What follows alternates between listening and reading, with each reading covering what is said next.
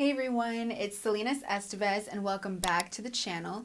Today I'm going to talk about the actor package. Your headshot, your footage, your resume, your acting profile. I already made a video on how I recommend actors should start out and how I started out. Once you feel ready to compete, then you can go ahead and get started on your actor package or marketing materials. You got to understand a little bit about the business and about yourself as an actor and what it is that you're going to be selling. I believe the foundation for that is a stable financial situation. You got to have a financial situation that's going to sustain your career because this is so expensive, you guys. I mean, I kid you not, I always kept record on how much I spent, and how much I got back. And literally, I was blown away the other day because I went ahead and I checked within these past 3 years how much I spent in this industry. So have a set financial situation. Make sure that you're able to pay for these headshots, which they usually range around like $300 till it could be $1,000. Make sure you're able to pay for these casting profiles. To audition, you got to pay for travel pre-COVID. Sometimes you would have to fly out for auditions. Self-tapings,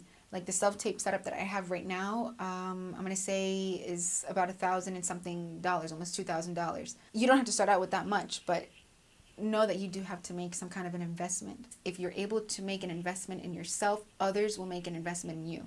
Once I started making serious investments in my career, people looked at me as a serious actress. That's your representation. This is something that's pretty controversial and it's different depending on what market you're at. But I know in the market that I am, I'm in a smaller market. Over here, since it's not so huge and competitive like it is in LA or New York, your footage can just be a self-tape. You can start off with that and then you can get your really nice footage. I've also heard other people say that they make their own work, they do their own films and they create their own footage. I personally wouldn't do that. I've tried that. I wasn't a fan of that because it's just not top notch. What I was able to create isn't going to be that nice Hollywood look or feel. Me personally, it didn't work, but that is definitely an option to create your own work and create your own little reel or clips. So your resume, I'm not going to get too into that because the resume that I have is followed by my agency's template.